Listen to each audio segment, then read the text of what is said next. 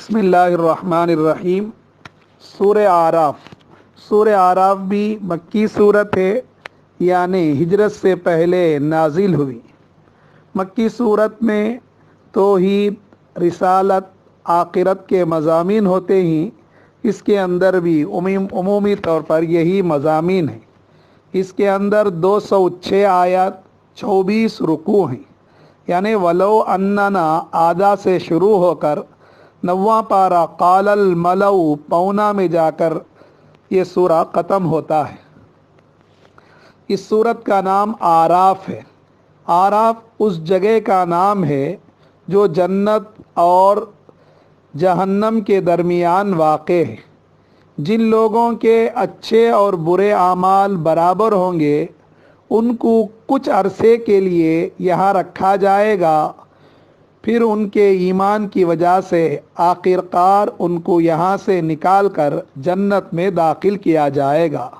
आराफ ऐसी जगह है, ना वहाँ जन्नत जैसी नियामत होगी, ना ही जहन्नम जैसा अजाब होगा, बल्कि वो दरमियान में होगा। अल्लामा सादी रहमतुल्लाह अलैह इसे कहते हैं, ऐ सैर तुरा नान जवी खुश न नुमायत माशूक मनश आँख बनज़दीक तू जिश्तस। एक आदमी पेट भरा है, उसे सूखी रोटी अच्छी नहीं लगती है। वही सूखी रोटी अगर भूखा प्यासा को दे उसे बहुत अच्छा लगता है। तो आराफ भी ऐसी जगह पर वाक़े है, अगर जहन्नमी को आराफ में डाल दें वो जन्नत मालूम होगा। अगर जन्नत में जो नियामतों के साथ है अगर उसको निकाल कर आराफ में डाल दें तो उसके लिए आराफ ही जहन्नम मालूम होगा। उसी को आगे फरमाते ही हूरान बिहिश्तीरा आराफ दो ज़क़स्त अज दो ज़किया पुरस के आराफ बिहिश्तस्त। जन्नत के हूरों के लिए आराफ दोज़ख है, और दोज़कियों से पूछो कि वही अगर उनको आराफ में डाल दें वही उनके लिए जन्नत हो जाएगा। खैर, आराफ जन्नत और जहन्नम के दरमियान है। जो इतना अमल भी नहीं करे तो जन्नत जा सके, और इतना गुनाह भी नहीं करे कि जहन्नम में डाले, दरमियान में जो है उनको रखा जाएगा। आखिर वो लोग भी जन्नत में दाखिल होंगे। इस सूरत में आराफ का तस्किरा है, इसलिए इस सूरत का नाम सूरह आराफ रखा गया है। इस सूरत की इब्तिदा अलिफ लाम मीम स्वाद हुरूफ मुक़त्तआत से है। उसके बाद इस सूरत की इब्तिदाई आयत में रसूलुल्लाह सल्लल्लाहु अलैहि वसल्लम को तसल्ली दी गई है।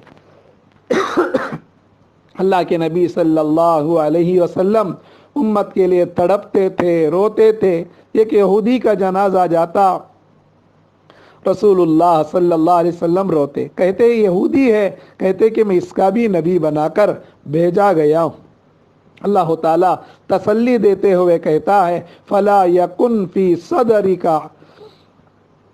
सदरिका हरजुम मिन्हु, कि इनके सिलसिले में आप दिल तंग ना हो।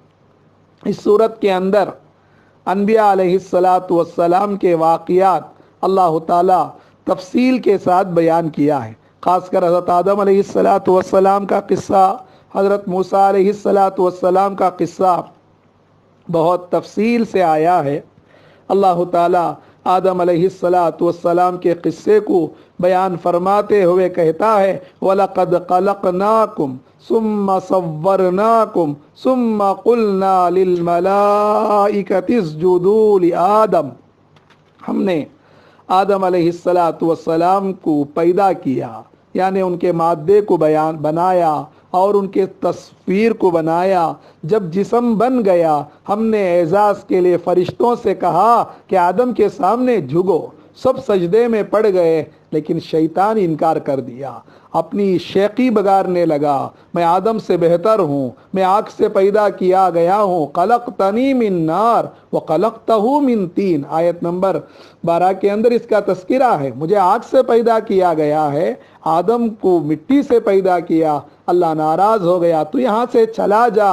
अल्लाह से कहा, ऐ अल्लाह मुझे तू ताकत दे जिसकी वजह से मैं यहाँ से निकाला जा रहा हूँ, मैं उसको भी गुमराह करूँ। اللہ نے کہا جا مجھے تجھے پوری طاقت دیتا ہوں۔ حدیث کے اندر اللہ کے نبی نے فرمایا الشیطان یجری من الانسان مجرى الدم، جس طرح خون دوڑتا ہے انسان کے جسم میں شیطان اس طرح دوڑتا ہے۔ اللہ تعالیٰ اسے یہ تو اختیار دیا ہے لیکن میرے نیک بندے تیرے چال پر نہیں آئیں گے۔ خیر شیطان کو اختیار دے کر دنیا میں بھیج دیا گیا، آدم حوا کو بھی دنیا میں ڈال دیا گیا، زمانے تک روتے رہے، آخر آدم علیہ السلام کے دل میں اللہ تعالیٰ نے یہ دعا ڈالا، انہوں نے یہ دعا کیا، ان الفاظ کے ساتھ معافی مانگی، ربنا ظلمنا انفسنا وَإِن لَّمْ تَغْفِرْ لَنَا وَتَرْحَمْنَا لَنَكُونَنَّ مِنَ الْخَاسِرِينَ۔ اسی اعراف کے 23ویں آیت ہے یہ، اے اللہ ہم نے اپنے آپ پر ظلم کیا، اللہ آپ رحم نہ کریں گے، آپ معاف نہ کریں گے، ہم خسارے والے ہو جائیں گے۔ بہت اہم دعا ہے، ہم بھی گنہگار ہیں، اس دعا کو اللہ کے سامنے مانگنا چاہیے۔ آدم علیہ السلام نے مانگا، رویا، اپنی غلطی کا اقرار کیا، اللہ نے زمانے کے بعد باوا آدم اماں حوا دونوں کو ملایا، پھر انسان کا وجود دنیا کے اندر بڑھتا چلا گیا۔ اس صورت کے اندر آخرت کا تذکرہ ہے، آخرت کے تذکرے میں جنت کا تذکرہ، جہنم کا تذکرہ، اور اسی طرح جنت والے جہنم والے جو آپس میں بات کریں گے۔ اللہ جنت اور جہنم کو اس طرح بنایا ہے کہ جنتی جہنمی سے بات کر سکتے ہیں، جہنمی جنتی سے بات کر سکتے ہیں، جنتی جہنمی سے بات کر سکتے ہیں، اس کا بھی تذکرہ ہے۔ اسی آیت کے اندر آیت نمبر 55 میں ہے ادعوا ربکم تضرعا وخفیا، اپنے رب کو پکارو آوازاری کے ساتھ، انکساری کے ساتھ اور آہستہ سے، یعنی اللہ کے سامنے رو، گڑ گڑاؤ، اللہ کو پکارو، مانگو اسی سے، دیتا ہے خوشی سے، کہتا نہیں کسی سے، وہ اللہ کی ذات ہے، اس اللہ کے سامنے رجوع ہو۔ اب رمضان کا مہینہ ہے، تہجد میں، سحری کے موقع پر، افطاری میں، اور رمضان کا مبارک مہینہ ہے، آخری عشرہ قریب ہے، بہت اہم گھڑیاں ہیں، اللہ کے سامنے مانگے، اپنے لیے، امت کے لیے اللہ کے سامنے گڑ گڑائے۔ اس صورت کے اندر نوح علیہ السلام کا قصہ بھی اللہ تعالیٰ نے اشارتاً بیان کیا ہے، والذین معہ فی الفلک، آیت نمبر 60 پر 4 کے اندر ہے، وہ جن کو ہم نے کشتی میں سوار کیا۔ اسی طرح قوم عاد کا تذکرہ کچھ تفصیل کے ساتھ اللہ نے بیان کیا۔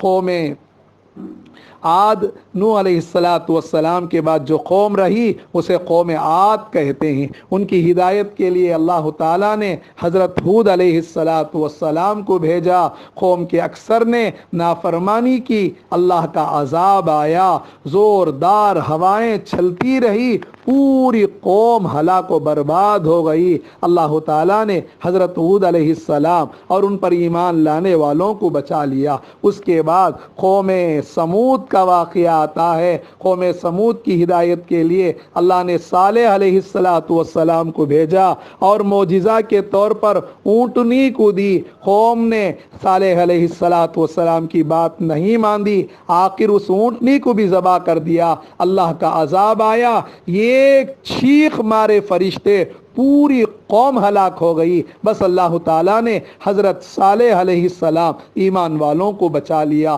پھر قوم لوط کا تذکرہ ہے، وہ لوطن اذ قال لقومہ، آیت نمبر 80 کے اندر لوط علیہ السلام اپنی قوم کی بری حرکتوں سے ان کو روکا، لیکن قوم ماننے کے لیے تیار نہیں ہوئی، ان کی بیوی بھی ان کی بات کو نہیں مانی، آخر اللہ کا عذاب آیا۔ اللہ تعالیٰ نے کہا لوط علیہ السلام سے کہ تم اور نیک لوگ رات نکل جاؤ، ہم یہ پوری قوم کو ہلاک کرنے والے ہیں۔ اللہ تعالیٰ فرشتے سے کہا کہ زمین کو اٹھائیں، زمین فرشتے پر کے ذریعے اس زمین کو اٹھائے، اوپر لے جا کر پلٹ دیے اور اوپر پتھروں کی بارش ہوئی، پوری قوم کو اللہ تعالیٰ نے ہلاک کر دیا۔ اسی طرح اسی سورہ اعراف کے اندر حضرت شعیب علیہ السلام کا قصہ ہے. مدین کی طرف ان کو نبی بنا کر بھیجا گیا. وَإِلَىٰ مَدْيَنَ أَخَاهُمْ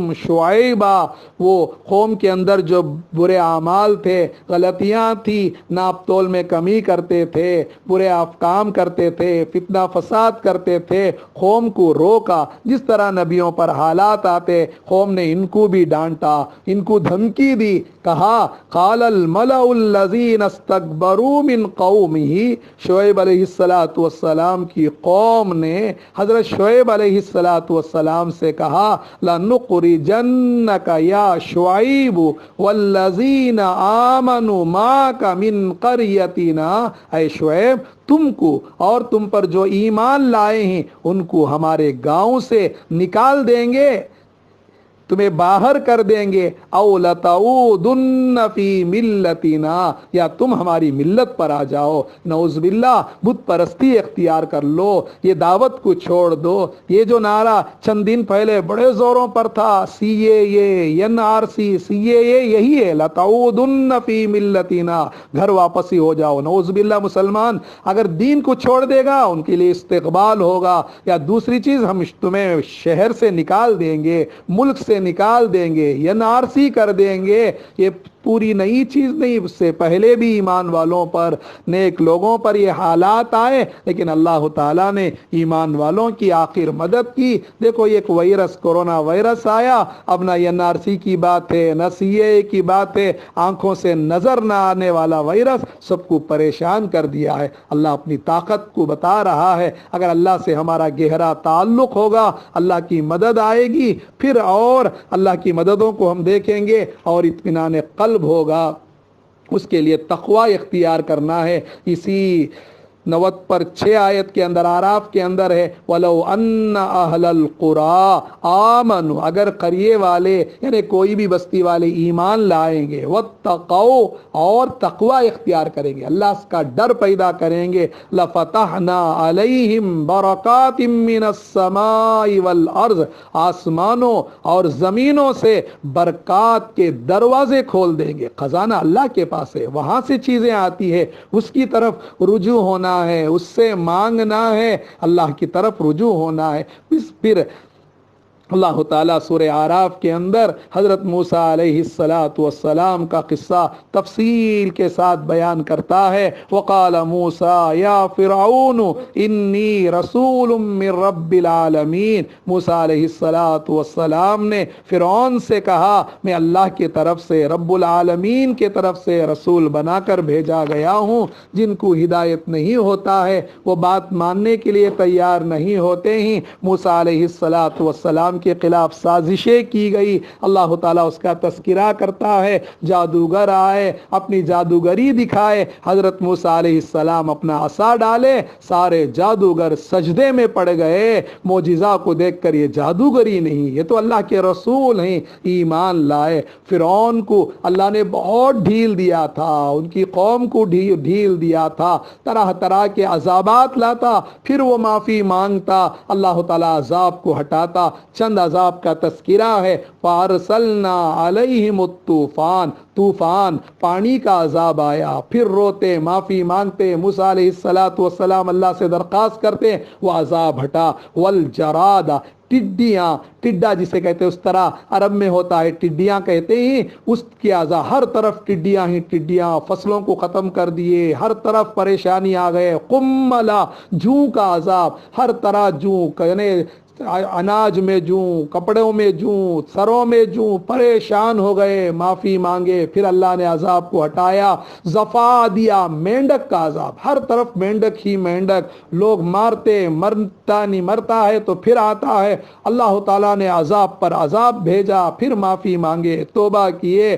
والدم، خون کا عذاب، پانی پینے کے لیے جاتا فرعون یا نافرمان، وہ پانی خون بن جاتا، کھانے کے لیے لقمہ منہ میں لے جاتا، وہ خون بن بن جاتا، پھر معافی مانگتا اور اللہ سے توبہ کرتا۔ موسیٰ علیہ السلام توبہ کرتے، اللہ تعالیٰ عذاب کو ہٹاتا، اللہ تعالیٰ مہلت دیا، آخر نہ مانا تو پانی میں غرق کر دیا۔ یہ جو عذابات تھیں، ایک زمانہ تھا لوگ سنتے تھے ٹڈا کا عذاب کیا ہے، قرآن میں چھوٹی چھوٹی جوں کا عذاب کا تذکرہ، مینڈک کا عذاب کا تذکرہ، یہ سب کیا عذاب ہے؟ اس طرح بعض لوگ جو خدا کی قدرت کو نہیں پہچانتے تھے مذاق کرتے تھے، یہ تو نظر میں آنے والے کیڑے ہیں، نظر میں آنے والی چیزیں ہیں۔ اللہ نے بتایا یہ کیا، میں ایک وائرس کو بھیجتا ہوں، کورونا وائرس جو آنکھوں سے نظر نہیں آتا، یہ ایک دم چھوٹا، تم اس کا مقابلہ کر کے بتاؤ۔ آج پوری دنیا گھٹنا ٹیک دی ہے۔